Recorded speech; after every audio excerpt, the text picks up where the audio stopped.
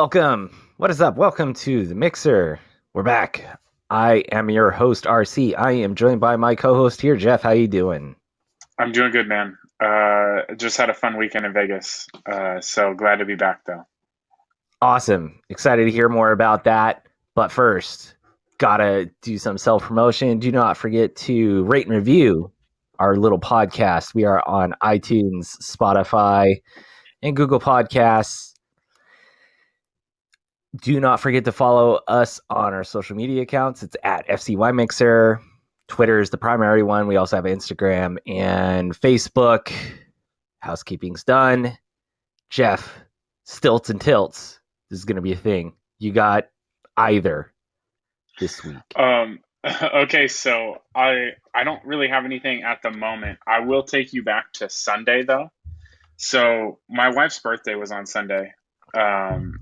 And so that's her family Congrats. goes to Vegas like Happy every B-Day. football season. Related. I'll let her know. And so we usually plan it around her birthday because we just make a whole weekend out of it. It's fun, all that. So I got her a Mason Crosby jersey. She's a big Packer fan. Okay. Absolutely loves Mason Crosby. Isn't he number 3? Number 2. Son of a bitch. Okay, Yeah. continue. She's loved him forever, though. So, like, ever since I've known her, we've been together for a little over 8 years now. She's loved Mason. She's always talked about getting a jersey of his. So, you know what? I did it. Got her the jersey. And then we're down in the sports book watching games. And first chance Mason gets to go on the field with her wearing this jersey, he misses an extra point.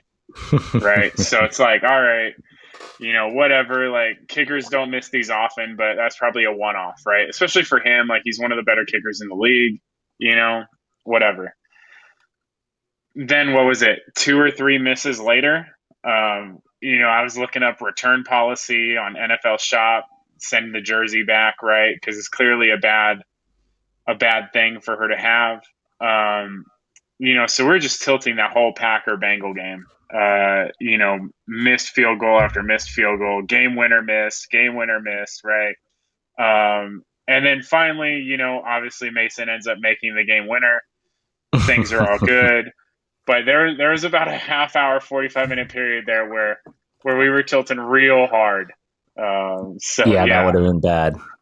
The hex would have been on. That's hilarious. Exactly. And to be honest, like, it was such a so NFL Shop had given me a delivery date of the 11th on Monday, which we would have been in Vegas for, right? Mm. And so I was like tilting because of that. And then it shows up Friday. We left Saturday, right? So it shows up Friday. So I'm like elated. I got the gift I got her comes in. She's going to love it, this and that. And then just completely flips on game day for a little bit. And yeah, that was a fun one, but we survived it. Nice. How about you? I mean, it takes balls to wear a kicker jersey around because that can go really bad. But glad it worked out. The Bengals flirting with a bye once again, or with a tie once again. So, I mean, I got a little bit of each. I have in my notes Rob versus Retail win, which I can't even remember what it was now. Typical. Yeah, I seriously can't even remember what it was. I mean, I know I've had some messed up orders that have been fixed, which is nice, but anyway. But I do have a stilt. Well, again, we're not married to this term, so give us some feedback. I pulled off one of the more difficult dad combo moves that can be done. So I mean, I can't even remember what day it was. It was 2 weeks ago or something. We haven't recorded since we last recorded, and Okay. the baby had a late nap, and she had to eat dinner. So, late nap, short nap, and so I was tasked. Got to wake her up, got to feed her, and then get her ready for whatever we were doing. I can't remember. And so woke her up. She lost her shit. Did not want to eat. So I took her to the bedroom and I started rocking her in a rocking chair. And I mean, it's something I haven't tried before. And anyway, it worked. She's good to go. She finished her meal. And then we got out on time. So yeah, no bad mood, all saved. Anyway, it felt like a huge dub. I There mean, you go. they had us there in the first half, but I closed it well. Um, Nice. my tilts though, do you have? I'm a question for you. Do you have any irrational fears? Maybe fear of heights. Spiders is a popular one. Um, getting being a Browns fan. Any irrational fears you hold? Um, no, I'm trying to think. I, I guess I probably share the fear of heights with a lot of people, but I wouldn't say I'm necessarily afraid of it. I just prefer having I don't care how high up I am as long as I can have 2 feet on something. Basically, if I can, I don't mind looking over a railing, kind of thing. But yeah, I wouldn't say I have any real irrational fears. I mean, I'm a little trepidatious around heights, but I think it's just more of a comfortable respect for gravity than a fear of heights. Um, I'm not one of those freaking TikTokers falling off of sunset cliffs to get the angle right. Um, Makes sense. but I mean, I think one of them could be classified as irrational. The other one, I just think it might be the simulation, like how it's going to get me. But one of them is the praying manti. I terrified. I do they make my skin crawl. I freak out. I don't want to go near them.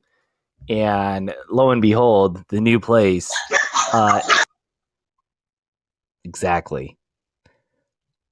So lo and behold, the new place.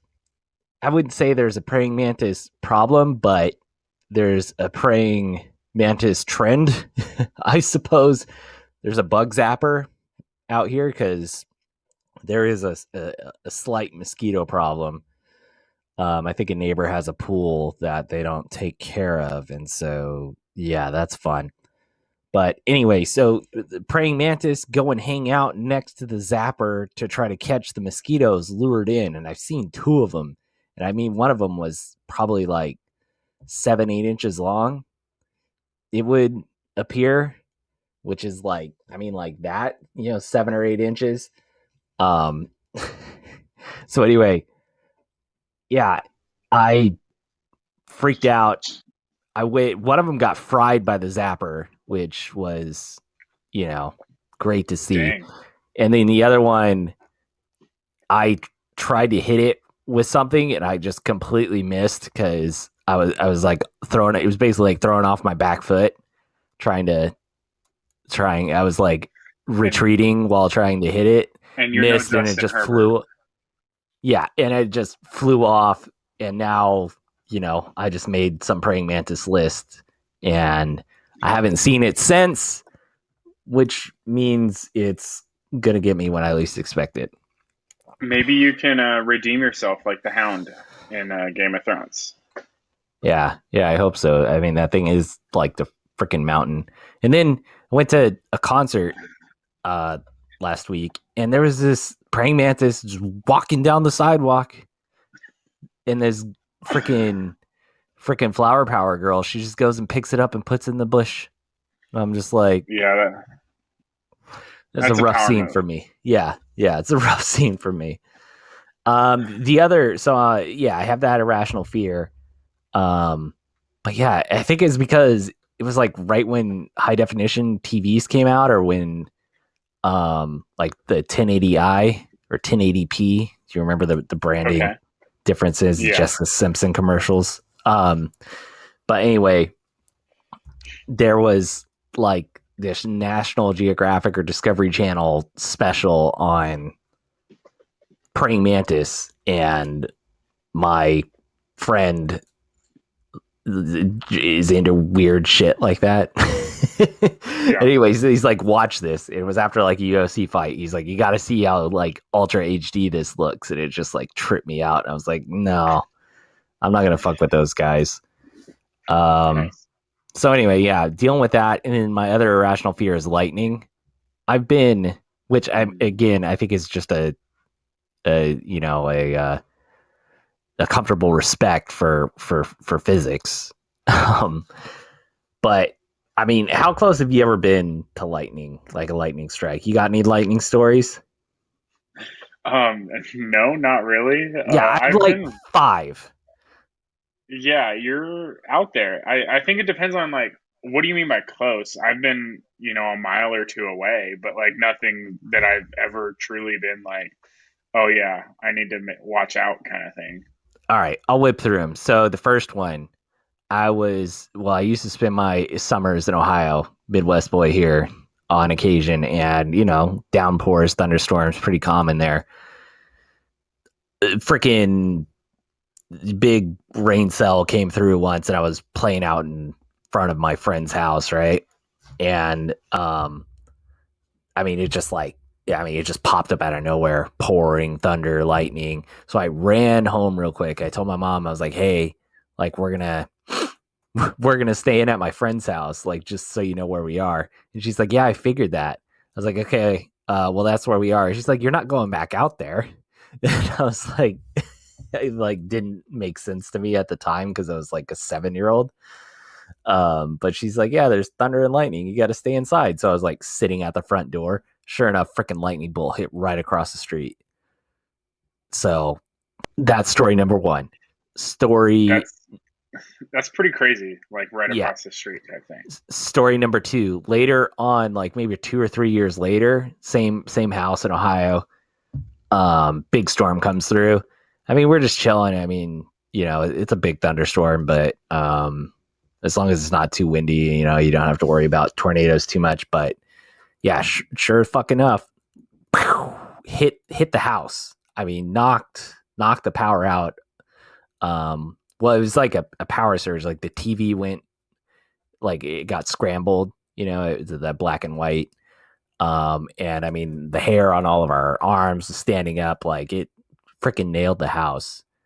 And anyway, so that's story number two. Story number three, I was in middle school and I used to ride my bike to school, and a freaking thunderstorm rolled in, one of those rare San Diego thunderstorms. And we were at the back, and the bike gate was the last gate that the freaking janitor would open up. And so we're waiting by the gate, and he's opening the gate for the other kids who are there early, but he doesn't come over to the bike gate. And so we decide, well, we gotta ride our bikes to the front. And so as we're like pedaling our asses off because there's like thunder and lightning, I'm like looking down at the asphalt. Um, and in the puddles, I just see a bolt of lightning go over, and it hit a car back behind the playground. And we were on this big flat playground, basically. And yeah, but yeah, it supposedly some kids back there said it hit a car near them. And so that's close call number three. Close call number four.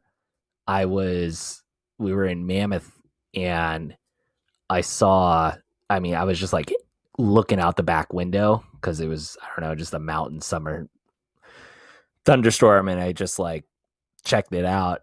And yeah, lightning hit like right behind the condo that we were in. I said there was five. I feel like I'm forgetting one, but there has to be another one. You No, better I make guess up a good one right now. You no, can't I say there's five and only have four. no, I guess that's it. I mean, maybe the one is coming, but anyway, so like anytime that there's like lightning in the air, I mean, like it's like I'm on Dog the Bounty Hunter's list or something, and he's coming for me. Well, So maybe he'll just roll an ankle and won't look for you anymore. We can only hope. So yeah, man. I mean, yeah, like, not that I would have a preference in the way I go, but I don't think it would be by lightning strike. You know, it Yeah, would I be don't know pretty too much epic. about it. It would be a good story for the people that you left behind. Hmm. But I don't know too much about it. Lightning strikes seem really weird to me because you hear like people die from them, and then you get these like random people that survive like seven of them, and I don't know like how you survive one. Because to me it just seems like it should just kind of be an insta kill. But yeah, that would be pretty interesting if to get hit by it and kind of see what happened. I'll leave that to you. Speaking of lightning and another stilt, uh, my strike application to get direct deposit in Bitcoin went through. So, There you go. I mean, I'm bringing this up because I feel like it's irresponsible of me not to tell everybody I know. Like, if you don't have a little bit of coinage, you're probably gonna regret it. But and you can buy like freaking dollar worth. You don't have to buy a ton. And I'm not like, I'm not a freaking, what do they call it, a financial advisor or anything. So don't sue me. But I think people just have a lot of misconceptions that it's super expensive. Yeah, And if, I and actually just got my father-in-law into it a little bit. there you I go. talked to him about it for a long time, and then someone he talked to brought it up, and then he came back to me and was like, "Hey, what's up?" And I was like, "Yeah, like if you got a little bit of money, why not? Because you know, what's it gonna hurt, right? If you got a couple $100 that you're not afraid of, like you don't actually need, right? Like you can lose it if possible, although it's very unlikely it's gonna go to zero." Yeah. Um, but what's the harm in that kind of thing? So I finally got him to get into it a little bit.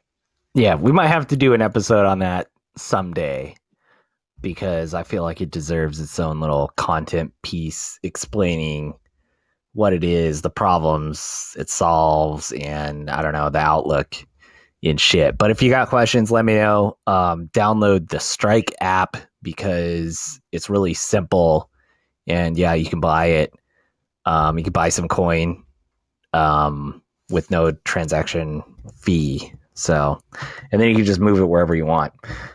But yeah, again, but yeah, getting so I mean every freaking paycheck, man, I just get like I think it's like $50 of it in There Bitcoin, you and go. it just sits there, and probably going to outperform the 401k. So, but I mean, who knows? Who knows what'll happen? But let's get into sports, shall we? Yeah. So we got 2 weeks to recap for the NFL. Just mainly going to focus on week 5, but I do want to briefly touch on week 4.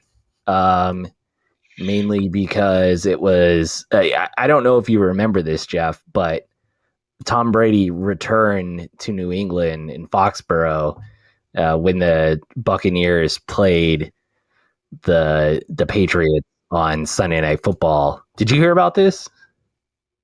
I actually don't think I did. I think I missed it. Dude, I was watching like freaking Blippy. And they were talking about it.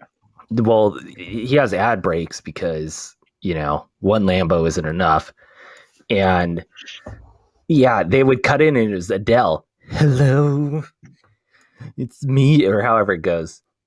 I heard she's got a new album out, and she's skinny Oh, now, does and she? people are mad because she's skinny. I don't know. I don't know much about pop culture, but anyway, yeah, I was like, really?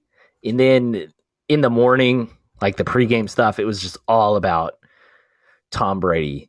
And I mean, they were talking about Lamar Jackson, and then I can't remember who it was. Maybe it was Steve Young or somebody on ESPN. They just referenced Tom Brady. They're like, yeah, we were talking earlier about Tom Brady. And, Lamar Jackson, he needs to do something like Brady does. It's like, what the hell? Like, you guys have a quota on how many times you got to say this dude's name? Anyway, Yeah. so I mean, that was a takeaway. And that game was super boring, but the Bucks eked it out. Jimmy G got I mean, hurt that you can week. say that game sucked, by the way. Yeah, it did suck. Jimmy G got hurt in week 4. We got a little bit of Trey Lance, who hasn't been too impressive. Are the Cardinals still undefeated? They are, right? They're 5-0. Yeah, till this week. Yeah, they almost. Week 5, they played the Seahawks, right? And it was No, they played the 49ers the this last week. 49ers. That's it. And that game sucked. It was like 10-7. Um, Yeah. really bad. But yeah, week 4 was terrible, man. Like week 3 was awesome. Week 4 very lackluster, but week 5 was awesome. Go ahead. It was. I do have one quick 49er note because we have some friends that are 49er fans. Matt Nagy, who started a year after Kyle Shanahan, I believe has as many wins as Kyle Shanahan in that time frame. So I am a Kyle Shanahan fan, and I will say that the 49ers have been ravaged by injuries for a few years, right? But at what point do you kind of like have to figure something out, right? Like you can't just continue to waste guys' careers and say, oh, it's injuries, right? Like you got to figure something out at some point, you know, whether it's getting a new training staff or maybe something's wrong in how you're selecting guys, that guys you select are all getting injured or something like that. You know what I mean? Like Mhm. I don't know the solution there. I'm actually with Matt in terms of, I know Matt said that like maybe guys should get a longer leash, and I'm actually on that team. But I just find it funny that like the Chicago Bears are always trying to fire Matt Nagy, and the 49ers are in love with Kyle Shanahan, but their records are, roughly the same. Yeah, I'm super mad about my position on the 49ers because everybody was like balls deep on them the year they won or went to the Super Bowl. They didn't win, for those that are old enough to remember. And, the next year I was like, we talked about it and I said, like, oh, he's making running sexy. Like, yeah, we'll see how that plays out for him. And then the next year they sucked, but they had a bunch of injuries. And then I like, you know, looking to be right on them. I was like, all right, they're going to rebound. They're going to figure it out. They got a mobile quarterback now. This is going to be exciting. And this year they've had some injuries, but not like the year before. And yeah, it's just, I invested heavily on the 49ers in fantasy and, taking some props, some preseason props, and looking to be some bad bets. So come It on, happens. Niners. I think they'll bounce back. I think they're a solid team, but Yeah. got to figure it out. Yeah, those unis are worth at least 4 wins. Come on. Um Anywho. So yeah, week 5 we had some other stuff. One of my big takeaways is the NFL is violent. There was a lot of brutal hits. I don't know if at some time at certain points I didn't know if I was watching like an encore of Fury versus Wilder because I mean Joe Burrow got freaking helicoptered down and then thought he was dead. Same thing with Derek Carr. Derek Carr got, I think he like went for a sneak, and then a linebacker just flew in there and like kind of compressed his head in, and then he was on the ground. I saw his hands going like this, and I was like, oh yeah, that's good. But maybe he was just being dramatic because he ended up finishing the game. I can't remember some of the other ones, but yeah, it was just a lot of players went out. Yeah, man, it's insane what these guys are doing. Um, yeah, I don't know if it's because guys are getting unnaturally large, but do you think they'll ever get to a point where I don't know, like they stop bulking so much in favor of longevity, or do you think this is just going to continue for years and years? Kind of a weird question, but it's just a thought that's been Um, running through my head. no, I know what you're getting at. I think it goes with the evolution of the game, right? So for a long time, football was about strength, and so guys were always trying to get bigger, bigger, bigger, bigger, bigger, right? Mm-hmm. Now the game is becoming more about speed and agility in a lot of ways. And especially offensive linemen and defensive linemen are probably always going to be relatively big compared to everyone else on the field because of, the positions that they play. But I think what's going to start to happen is you're going to see more of these like hybrid guys on defense, like Micah Parsons for the Cowboys, who is big. He's listed at 6'3", 245, right? But he's not like overly big. He's not completely outsizing everyone on the field.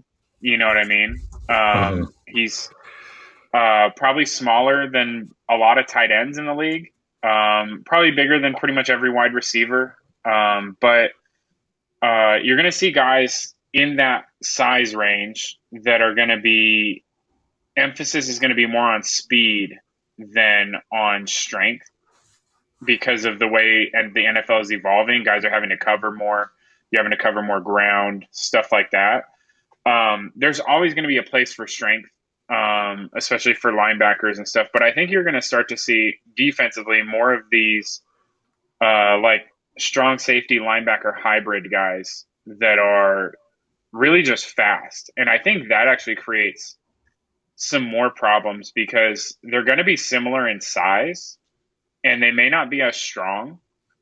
But if I remember physics, getting things that are similar sized, but one's going faster than the other, the one going faster is going to hit you harder, right? So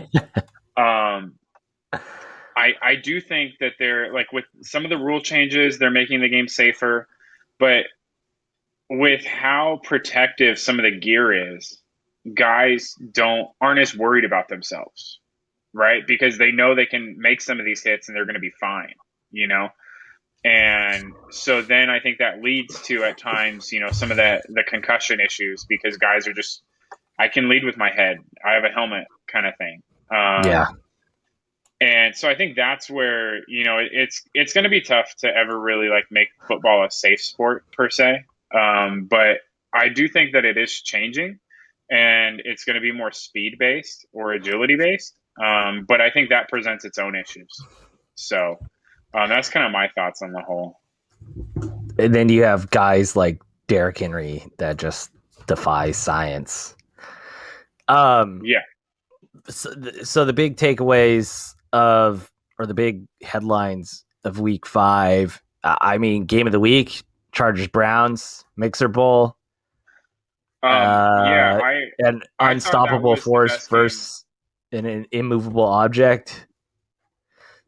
If one team held the lead for the entire game, that's what a boat race is. But I mean, it was going back and forth, so it was not a boat race. But if one team were up the whole time, but anyway, Jeff, your thoughts on that game? So my first thought after the game was that it was the best game I'd seen since Rams Chiefs a few years ago. Yeah, If you remember that game, I do. I thought I'm never one to really complain about like refereeing and stuff like that. I think it's there for a reason. Like they make mistakes just like players do, but I think they get it right way more often than not. There was one call, and it may have actually been a very pivotal call. I don't remember the down, but I know it was late in the game. Justin, I believe it was on 4th down, and Herbert throws a pass like a regular out route to Mike Williams that's covered pretty well. And I forget if it was defensive holding or defensive pass interference that was called. But it gets called, and the Chargers get the first down. And then they show a replay, and Mike Williams is holding just as much as the defensive player. And that was the only call I had an issue with. There were a couple other calls that went the Chargers' way, but they seemed to be the right call, even though they may have been ticky tack kind of thing. It was like, well, that is the penalty. Um, and then the other thing, I thought that the Browns played incorrectly when the Chargers missed was it the PAT? So the Browns Mm-hmm. got the ball back and were up by one. And there was like 3 minutes left, and the Browns played it like they could run out the clock. And that really was frustrating to watch for a team Mm-hmm. that's been as aggressive as they have. I thought they should have just continued to be aggressive. Like you're not running out the clock getting one first down anyway, right? So you know you're going to have to get a couple. So why not just play the way you've been playing? You've already put up 42 points, right? Like that kind of didn't make sense to me. But I'm not the head coach. I think Stefanski's done a really good job overall. So I don't want to criticize him, but I do think I would have played that differently.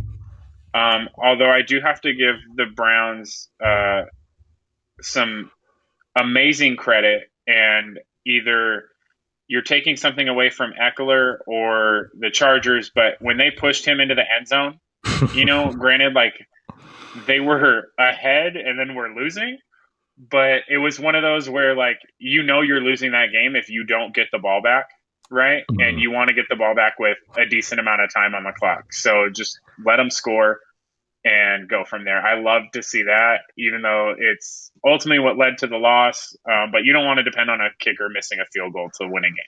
Yeah, that the last couple minutes had some. I mean, you really had to put on your analytics cap to get the right calls for sure. I agree with you. The Chargers have been getting some calls lately, and I mean, you see the good quarterbacks, they get calls, and like now, I mean, I'm even guilty of it. Like Herbert has just been so good that he's able to convert on these third, fourth, and longs. It just always happens, and then when it doesn't happen, you're like, oh, there's got to be a freaking flag. Like, I mean, the Right. dude's automatic, and I think the refs are just kind of guilty of that themselves. They just like get used to the rhythm of the Yeah. game, and then it doesn't work out, and they're like, oh, well, there's contact there, and instead of like just keeping the flag in their pocket, um, Right. maybe in a normal situation, but when a dude's clicking, they just like anyway, like human nature kicks in. But Yeah. yeah, I mean that's tough to quantify for sure. But yeah, they have back to back games gotten calls. In the Dallas game when they lost, they had a lot of bullshit calls go against them, and there are still some bullshit calls that go against them. But I Yeah. think it's just refs gonna ref. Yeah, and it's refereeing over time evens out. Like it's one of those things. Like I always hate when fan bases are, complain, because if you're gonna complain when you don't get a call, like you can't celebrate when you do, kind of thing is my view on it.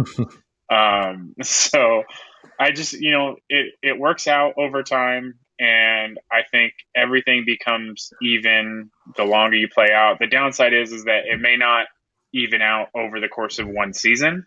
uh, Like you might go a season where feels like you're getting all the calls, and then you get another season where you get none of the calls, right? Like that's probably what's more likely. But eventually it will even out.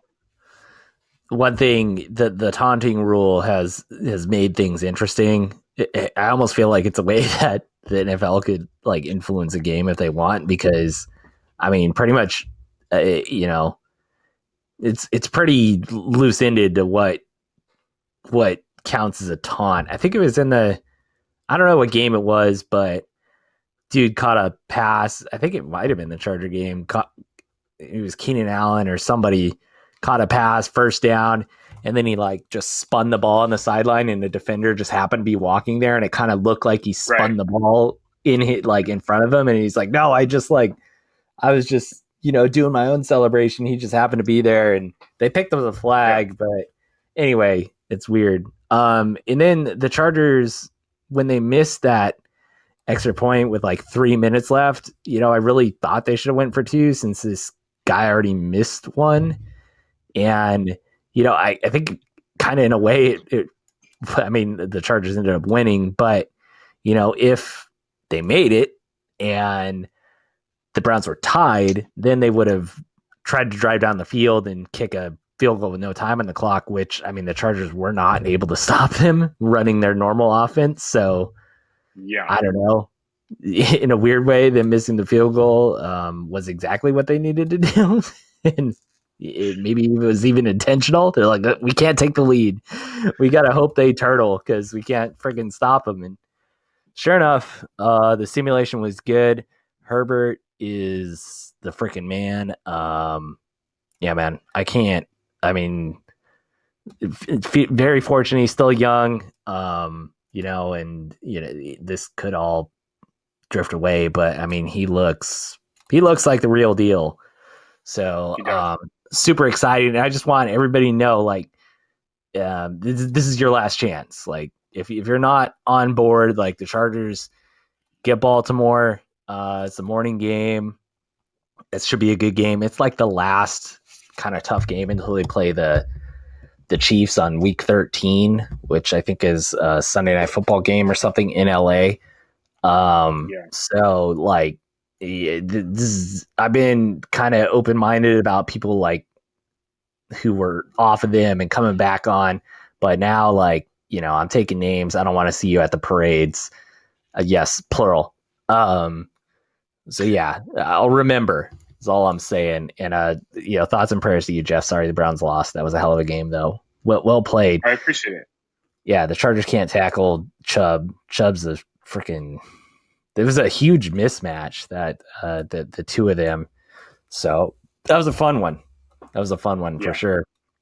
The Chiefs lost again. Is Mahomes getting too cute with things, man? Underhand passing. Is he? I don't think so. I mean, I still think Mahomes is a top 2 or 3 QB in the league. I don't like that's not even in question in my mind. I think the problem is, and I heard it described this way by somebody on some sports talk show the other day, is that when Mahomes drops back, it looks like he's trying to score a touchdown on every play because of how bad their defense is. And when you're playing with that kind of pressure, it's really hard to perform all the time. And I mean, realistically, even if we look at the Bills game, the weather in the second half was bad, right? It was always going to be tough to come back once they were down. Lightning. Don't fuck the with first lightning. First interception goes right through Tyreek's hands into the defenders for a touchdown, right? Like never should have been an interception. I don't remember the second one, but I didn't think Mahomes played terrible.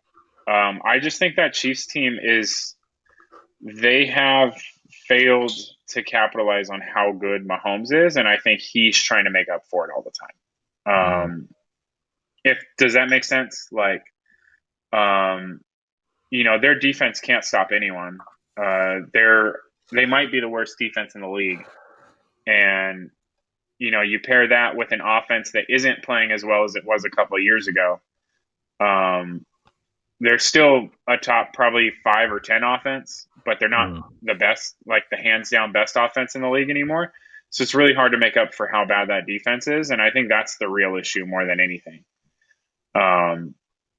But I'm not super concerned about them yet. There's still time to figure it out and still time to, make the playoffs and all that. I'm pretty sure them being like the number 1 seed again is out the window. And depending on how good the Chargers are the rest of the year, even getting the number 1 in the division is probably out the window. But they're going to be interesting to watch because of how they've played so far. Yeah, Chargers, Bills, and Browns look like. I mean, you got to figure the Chiefs may factor in there at some point, but coming off a Super Bowl loss is always tough for teams. Maybe that's playing into it. We'll see. Not having more than 2 weapons on offense outside of your quarterback is being kind of rough for them. If you can cover Kelsey and Hill, which Not many people can, but somehow teams are being able to see that they will struggle. Yeah. And not really being willing to check down. That's probably where Mahomes' biggest weak point is, when they drafted Clyde last year, Clyde's best trait is being a receiving back, right? That's kind of what it was coming out of LSU. That's what everyone kind of said it was. And it was like, oh, cool. Like Andy Reid likes to run screens, maybe you get him checked down. And I think if they really use that position, I think it could kind of make up for not having a real like number two receiver. But they don't seem to even really want to commit to that. And maybe that's a Mahomes thing, or maybe it's a scheme thing, right? But it's one of those like it's confused me for the last year and a half because like Clyde was never thought of as the best runner. If you wanted just somebody to run, why not take Jonathan Taylor, right? Like I Mm. mean, he's a decent receiver, but like that's what he was the best runner in the draft last year, right? So, just kind of my thought on it. We'll have to see how the Chiefs do.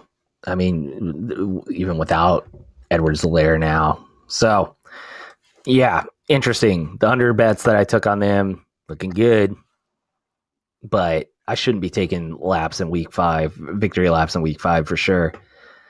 So the other big thing was John Gruden got fired. This happened after week 5 for uh, comments made in emails. He called Jeff Fisher a pussy or something like that. He used some derogatory terms against pretty much everybody, but homosexuals, African Americans, women, I believe as well. So, yeah, probably the last we see of John Gruden in the NFL, which is, obviously, do not condone any of the things that he said, but not having John Gruden being a presence in the NFL is going to be weird. But we'll get used to that. And then the other thing is like whoever the investigators are, like this came out of investigations into the Washington football team's, all of their problems, which just seemed like it was mainly because it was like a good old boys club or whatever, misogyny, making freaking trotting out cheerleaders like they're freaking escorts. And I mean, that's just freaking disgusting.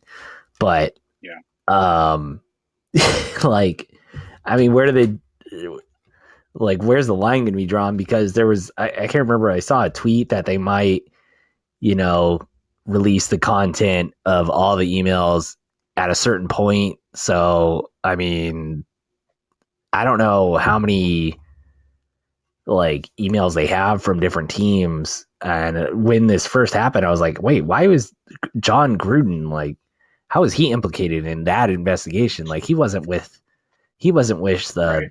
the Washington football team, but his brother was the coach. So I was like, oh well, okay.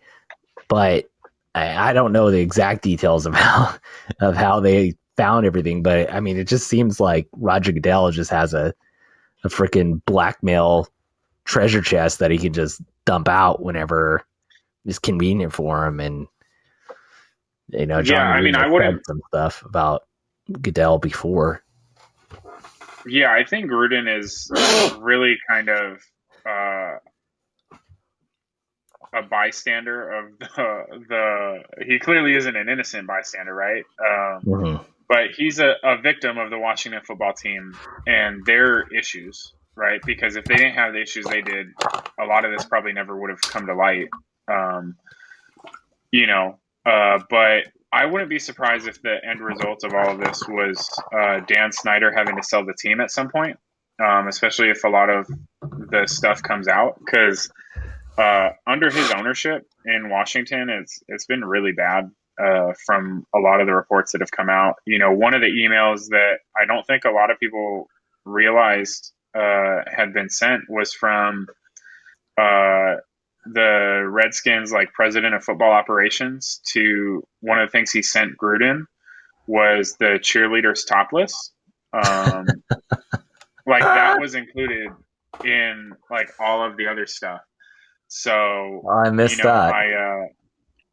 yeah, and so like there's a lot of stuff that I think is still going to come out, and I could see this resulting in Washington uh having to find a new owner basically.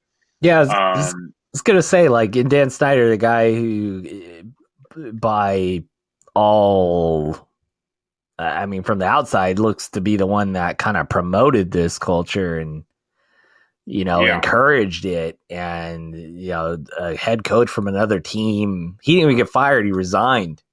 He which, I mean, he probably would have been fired anyway, but still, like, he had to step down himself. And yeah, I mean, Well, I think yeah, I mean, I don't know if there's a big designation for him at this point between resigning and firing, but I think the only reason for him to not resign would have been to try to keep his contract.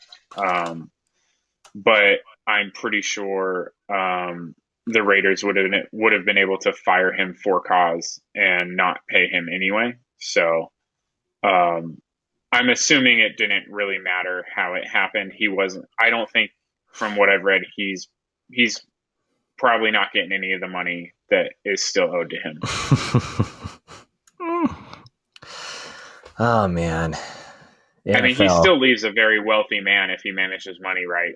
You know, still like Oh he got yeah, like 30 something million, right? But at least he's not should doesn't look like he's going to get the other like 60. and somewhere Derek Carr gently weeps. His neighbor. I mean, the freaking who is the was it Ballmer? Was he the Clippers owner?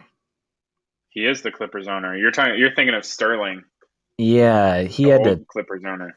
Yeah, he had. I mean, he got Yeah, forced to sell the team because he left a voicemail on his.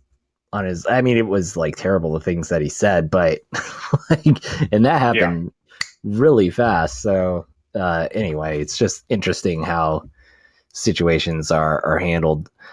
Let's wait real quick. Who's the best team in the NFL? Is it the Bucks? Is it the It's the Rams? Bills. It's the Bills with I don't Josh think it's Allen. close. Okay, I think the Bills would be favored over anyone on a neutral field right now. probably. Yeah, I like that call.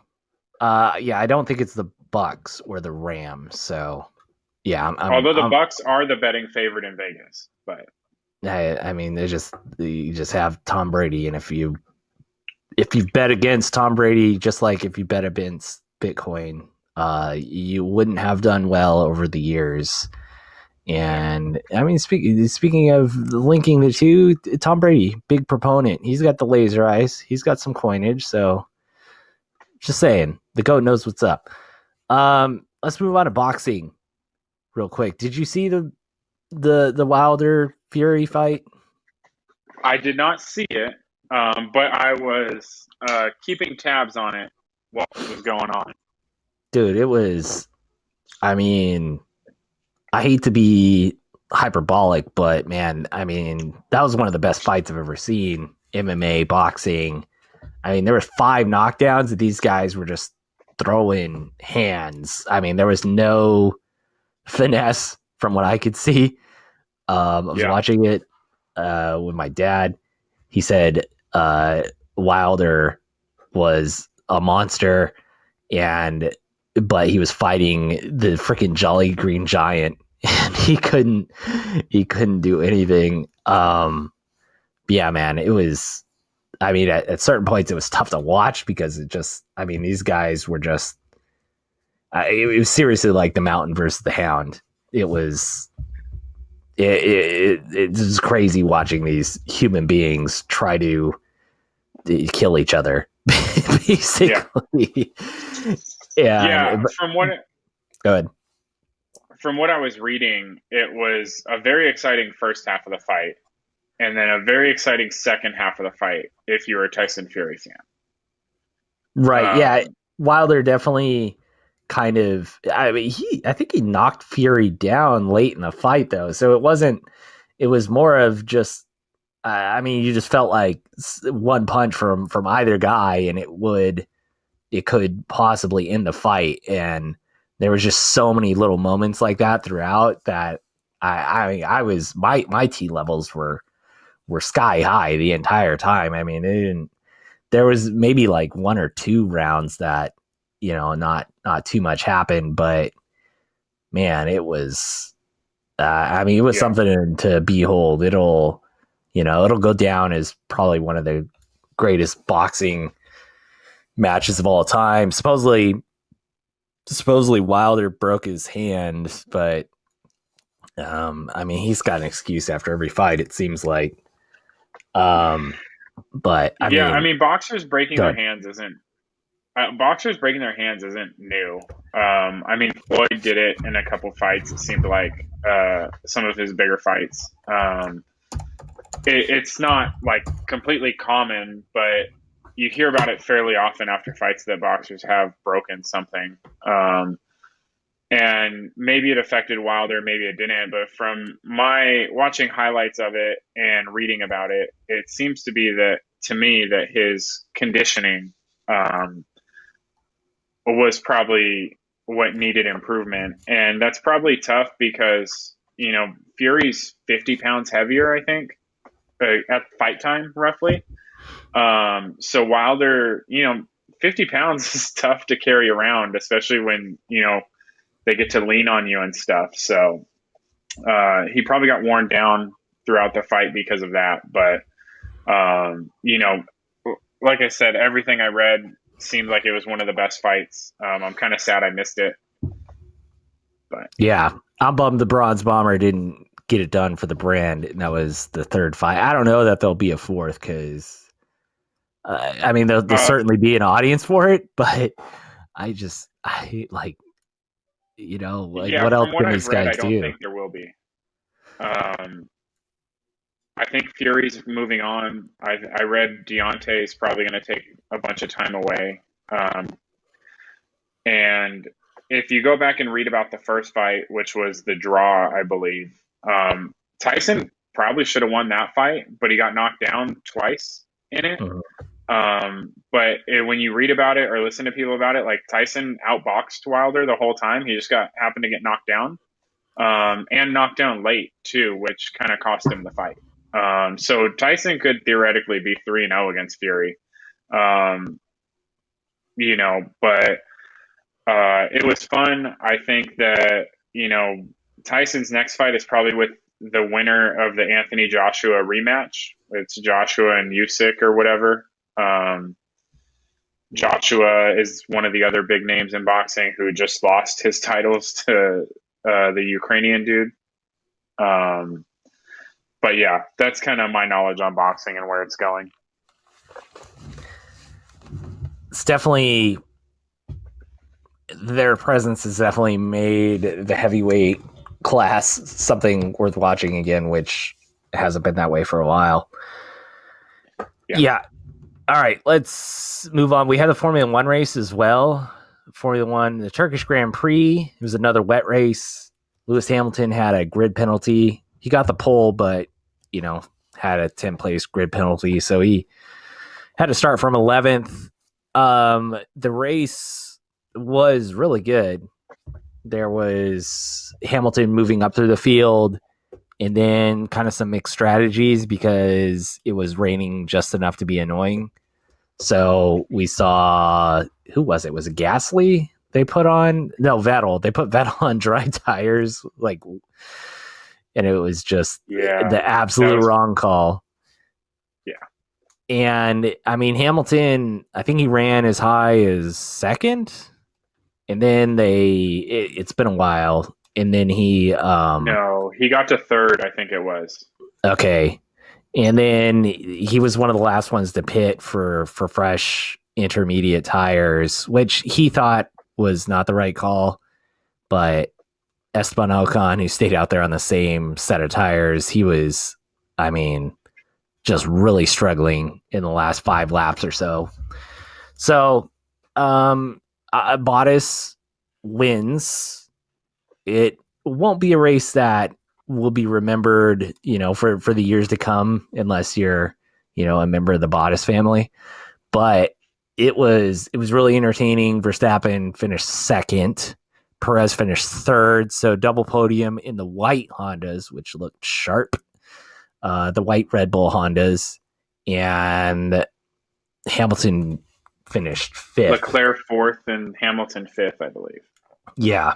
So good race. Do you have any thought? I just love this track. I know I've said it a bunch, but yeah, we got the US GP next, but not this weekend, next weekend.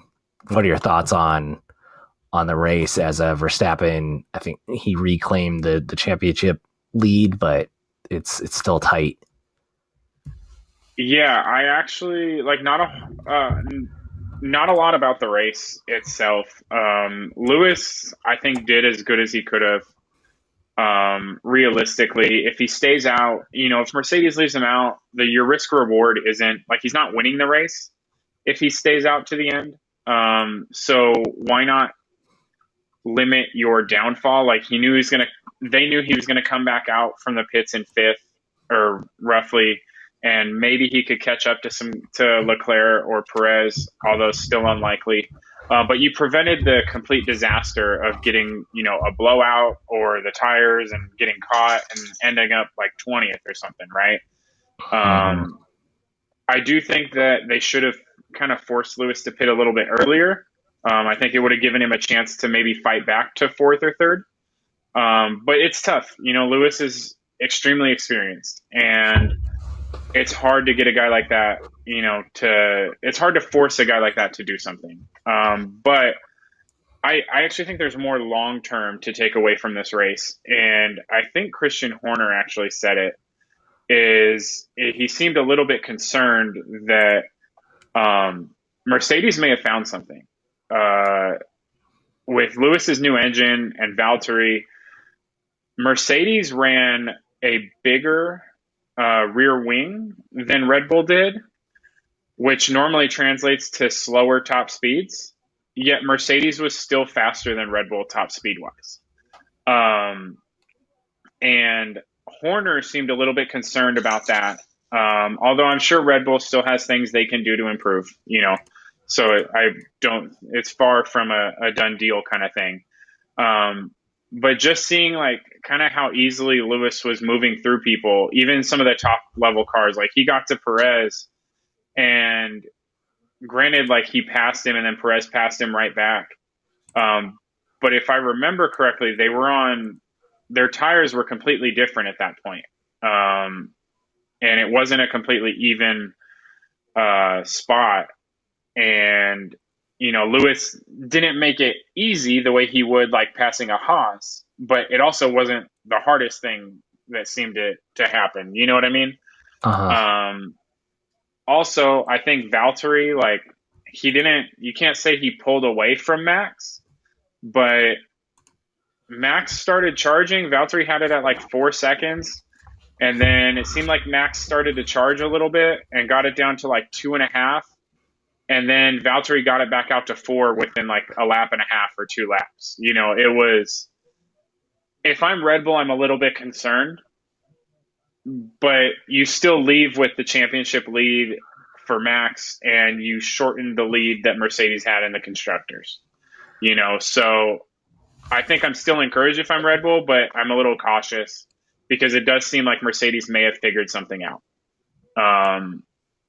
And America, the next track in Austin, should be a pretty good Mercedes race, if I understand correctly.